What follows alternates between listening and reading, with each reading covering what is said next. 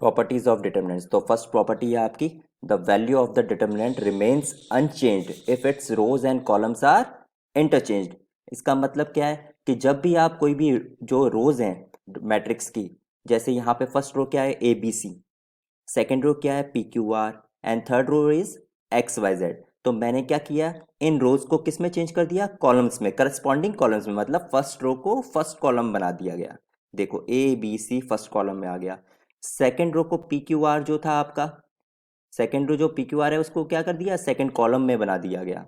ठीक है, मैं हाईलाइटर यूज कर लेता हूँ ताकि आपको थोड़ा सा ध्यान रहे। ये देखिए P Q R second row है, इसको P Q R second column बना दिया गया। एक्स वाई जेड आपकी थर्ड रो है, इसको थर्ड कॉलम बना दिया। उसके बाद देखिए नेक्स्ट,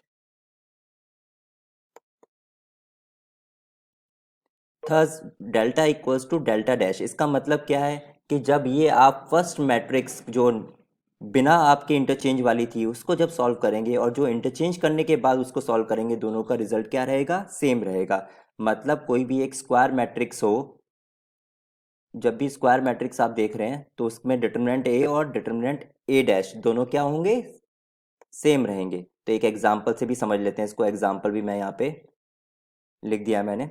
देखो फर्स्ट डेल्टा जो है आपका एक डिटरमिनेंट गिवन है, इस डिटरमिनेंट को सॉल्व करना है। तो कैसे सॉल्व किया मैंने इसको, फर्स्ट कॉलम के अलोंग सॉल्व किया है। ठीक है, ये फर्स्ट कॉलम के अलोंग सॉल्व कर रहा हूँ मैं इसको, इस वाले के।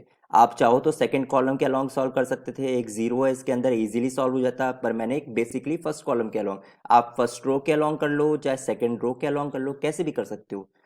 मतलब टोटल 6 मेथड्स हो गए इसको एक्सपेंड करने के, 3 रोज एंड 3 कॉलम्स। क्लियर है।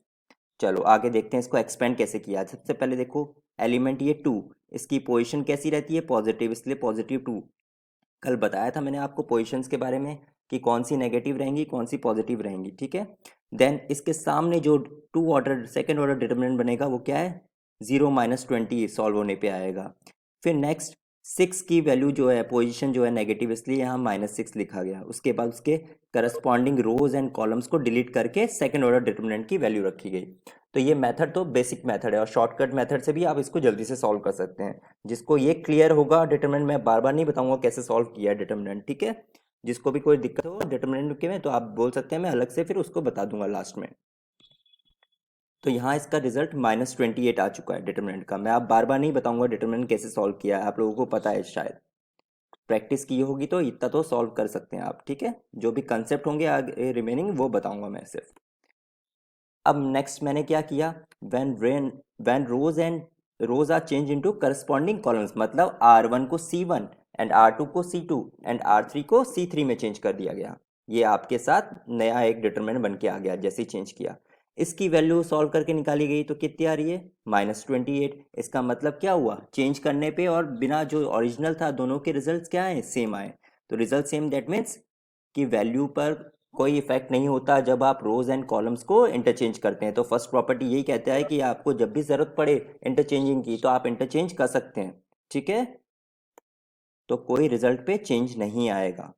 Second property, if any two rows और columns of a determinant are interchange, सिर्फ दो कॉलम और दो रोज की बात की जा रही है यहाँ पे, कोई भी दो रो और कोई भी कॉलम जब इंटरचेंज करते हैं तो क्या होगा, साइन ऑफ डिटर्मिनेंट चेंजेस। जो साइन है डिटर्मिनेंट का वो क्या होगा, चेंज हो जाएगा। कैसे देखते हैं एक एग्जांपल से। यहाँ पे एक जनरल लिखा हुआ है पहले मैंने, ABCPQRXYZ, ये इसके एलिमेंट्स थे डिटरमिनेंट के। फिर मैंने दो रोज को चेंज कर लिया, दो कॉलम्स को चेंज किया यहाँ पे, C2 एंड C3 को।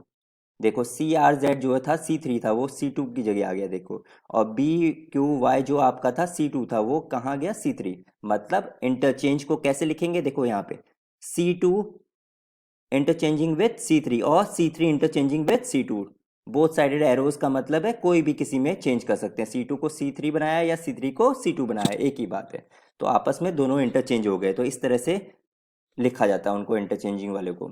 तो इसमें क्या रिजल्ट मिलेगा आपको जब भी ऐसा होगा कि दो रो और दो कॉलम इंटरचेंज की जाए, delta equals to minus delta dash. ठीक है, मतलब सिर्फ डिटर्मिनेंट की वैल्यू तो सेम रहेगी बट उनका साइन चेंज हो जाएगा। जैसे 4 आया आपका आंसर, ठीक है, और दूसरे में क्या आ जाएगा जब इंटरचेंज करने के बाद, -4, केवल साइन का डिफरेंस रहेगा। तो एक एग्जांपल से मैं यहाँ पे बता देता हूँ आपको। एग्जाम्पल देखो एक दिया है मैंने, डिटर्मिनेंट 2 - 3 5 6 0 4 1 5 - 7। अब इसको सॉल्व कर लिया, सॉल्व करना सबको आता है तो मैं इस स्टेप को स्किप कर रहा हूँ। आगे देखो इसका रिजल्ट -28। सेम एग्जाम्पल है जो प्रॉपर्टी फर्स्ट के लिए लिया गया, तो आंसर -28 आया इसका। ठीक है, फिर मैंने क्या किया यहाँ पे C1 और C2 को, ओके मैं एक बार वापस बता देता हूँ डिटरमिनेंट कैसे सॉल्व करना है। इस प्रॉपर्टी के बाद मैं एक बार वापस से बता देता हूँ आपको। ठीक है, C1 एंड C2 को मैंने इंटरचेंज किया, तो देखो यहाँ पर जो C2 था वो C1 की जगह आ गया और जो C1 था वो C2 की जगह आ गया, इंटरचेंज हो गया इस तरह से। तो एक नया डिटर्मिनेंट फॉर्म हो गया आपका। अब इसका रिजल्ट देखा गया तो क्या आया 28। इसका मतलब क्या है कि जब भी आप कोई भी दो रो या कॉलम को इंटरचेंज करेंगे तो साइन में डिफरेंस आ जाएगा। अगर नेगेटिव आता है ओरिजिनली तो जो बाद में इंटरचेंज के बाद पॉजिटिव हो जाएगा। अब मान लो ये आपका रिजल्ट 28 आया था इसका। अब मैंने चाहा तो इसको फर्दर कोई भी रो, अब मैंने क्या किया इस रो को इस फर्स्ट रो को सेकंड रो बना दिया और सेकंड रो को फर्स्ट रो बना दिया। अगर इंटरचेंज कर दूं तो क्या होगा रिजल्ट में, जितनी बार भी आप इंटरचेंज करेंगे उतनी बार साइन चेंज होते जाएंगे। सेकेंड टाइम करूंगा तो अब आंसर क्या मिलेगा, वापस से -28 मिल जाएगा। ठीक है, वापस से आंसर क्या मिल जाएगा, -28 मिल जाएगा। तो मुझे एक चीज़ पता लग गई यहाँ पर कि मैं इस तरह से एक जनरल फॉर्म लिख सकता हूँ -1 और n क्या होगा, जो वैल्यू होगी डिटर्मिनेंट ए की वही सेम आती है पर साइन चेंज आता है। तो मैं इस तरह से रख सकता हूँ, जब भी इंटरचेंज करूंगा मेरा रिजल्ट ऐसा आएगा कि डिटर्मिनेंट ए जो आता है वही रहेगा बट साइन अलग अलग होंगे। और n क्या रिप्रेजेंट कर रहा है यहाँ पे, नंबर ऑफ टाइम्स रोज और columns interchanged, number of times rows and columns interchange. ठीक है, तो यहाँ पे आपको ये तो क्लियर हो गया होगा कि साइन को कैसे, ऐसा नहीं कि सर एक बार चेंज किया तो नेगेटिव आ गया। अगर आपने उसी में दो बार लगा दिया, दो बार इंटरचेंज कर दिया किसी चीज़ को, तो क्या हो जाएगा, नेगेटिव नेगेटिव वापस से पॉजिटिव हो जाएगा, क्योंकि पावर क्या हो जाएगी यहाँ पे 2 हो जाएगी। क्लियर है, वन वन -1 क्या हो जाएगा, पॉजिटिव बन जाएगा, इवन पावर है। तो आई थिंक आपको ये क्लियर होगा कि जितनी बार इंटरचेंज करेंगे उतनी बार साइन चेंज होते जाएंगे। पॉजिटिव है तो नेगेटिव हो जाएगा, नेगेटिव है तो पॉजिटिव हो जाएगा। तो ये प्रॉपर्टीज बहुत इंपॉर्टेंट है, क्योंकि एक्सप्रेशंस वाले क्वेश्चंस हैं उनको आप डायरेक्ट एक्सपेंड करने जाओगे तो हालत खराब हो जाएगी। तो इनको इजीली सॉल्व करने के लिए इन प्रॉपर्टीज की रिक्वायरमेंट रहती है और ये बहुत इजीली सॉल्व कर देते हैं आपके कोई भी क्वेश्चन को। तो इसको थोड़ा सा ध्यान से देखेंगे। हम नेक्स्ट पेज पे आ जाता हूँ मैं, प्रॉपर्टी 3। अब इसको बताने से पहले किसी ने मुझे डिटर्मिनेंट्स बोला कि सर एक बार सॉल्व करना बता दीजिए दोबारा, तो मैं वो एक बार दोबारा से बता देता हूँ आप लोगों को।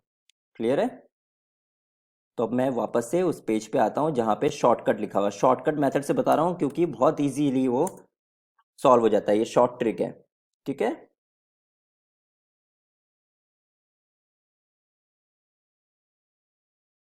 तो अब शॉर्ट ट्रिक में देखो कैसे, एक 3x3, ये केवल 3x3 मैट्रिक्स के लिए ही एप्लीकेबल है, ध्यान से सुनना, किसी और मैट्रिक्स के लिए नहीं, सिर्फ 3x3 मैट्रिक्स के लिए ही। तो इसके अंदर आपको सबसे पहला काम क्या करना पड़ेगा, इसको 3x5 एरे में बनाना पड़ेगा। अब 3x5 का एरे कैसे बनाएंगे, सबसे पहले क्या करना है, जो डिटर्मिनेंट दिया था उसको एज इट इज़ लिख लो। ठीक है, उसके बाद क्या करना है, फर्स्ट कॉलम और सेकंड कॉलम के जो भी एलिमेंट्स थे उनको लाइन से वैसे के वैसे ही उसके साइड में लिख लो। देखो यहाँ लिखे हुए A1 A2 A3 B1 B2 B3, इतना काम हो गया मेरा। अब उसके बाद क्या करूँगा मैं, सबसे पहले देखो A1 से स्टार्ट करूँगा, यहाँ पे A1 B2 C3 एक ऐसे डायगोनल बना लूँगा।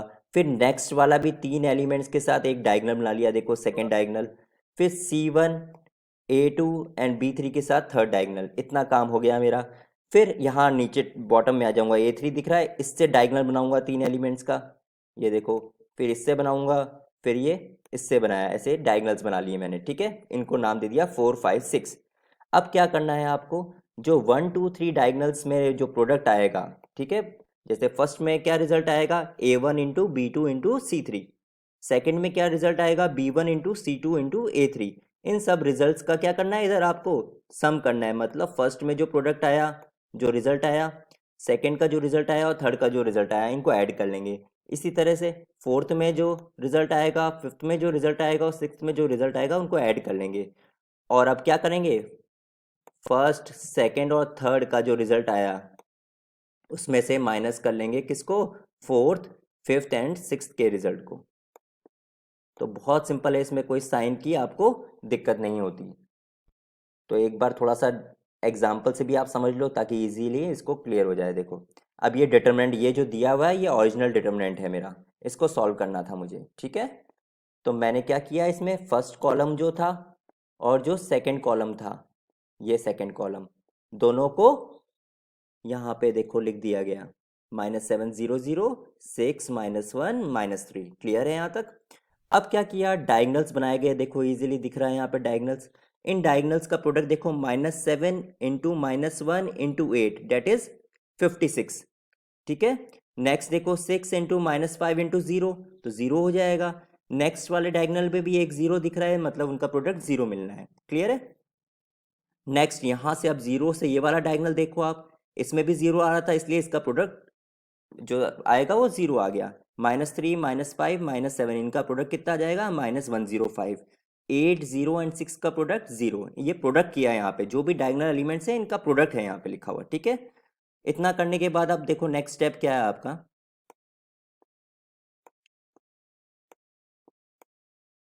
ये देखो यहाँ पे ब्लू में लिखा हुआ है 5600। ये कौन से थे, जो टॉप से बॉटम की तरफ आपने, ये इस तरह से, इस टॉप से बॉटम की तरफ आपने जो प्रोडक्ट लिया था वो वाला पहले लिखना होता है हमेशा। फिर बीच में क्या लगा दिया, देखो माइनस, ये बीच में माइनस लगा हुआ है। फिर उसके बाद जो बॉटम से टॉप की तरफ आपने जो प्रोडक्ट्स लिए थे उन सबको भी ऐड कर दिया, देखो ये ऐड किया हुआ है यहाँ पे ब्रैकेट के अंदर, सबको ऐड कर दिया। तो इनका जो एडिशन था और इनका जो एडिशन था, तो उनके बीच में आप क्या कर देंगे, लिख के सबट्रैक्ट कर देंगे उनको।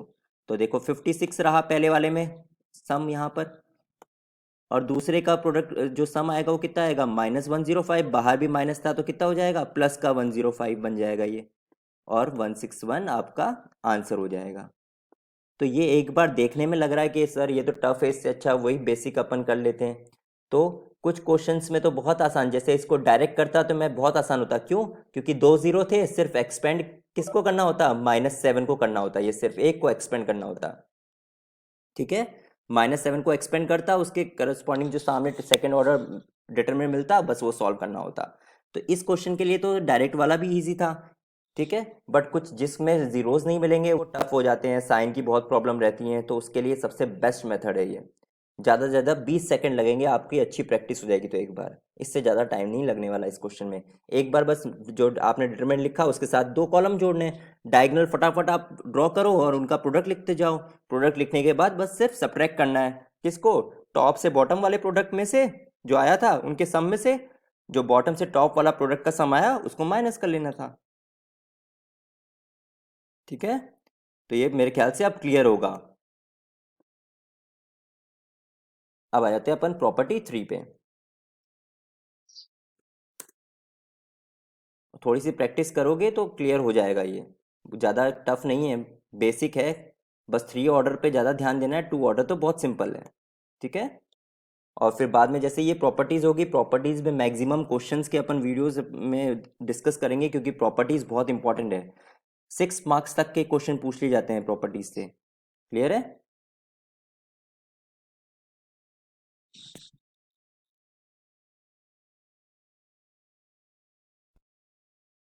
बेटा अनम्यूट ना करें, जो एक दो अनम्यूट करके रखे हुए हैं। Property 3, if any two rows और columns of a determinant are identical. बहुत सिंपल प्रॉपर्टी है कि मतलब दो कॉलम या कोई भी दो रो अगर आइडेंटिकल दिखे, मतलब उनके जो करस्पॉन्डिंग एलिमेंट्स है वो एज इट इज हो, सेम के सेम हो, तो वैल्यू ऑफ डिटरमिनेंट क्या होगा, 0 होगा, ठीक है।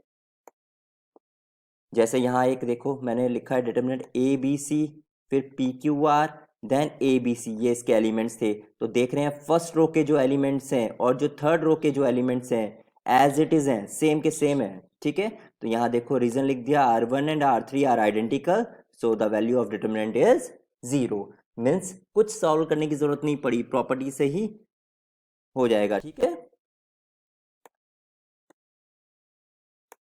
अब एक एग्जाम्पल में भी देख लेते हैं यहाँ पे, 3 2 3 2 2 3 3 2 3, क्या दिख रहा है, again R1 and R3 are identical, ठीक है।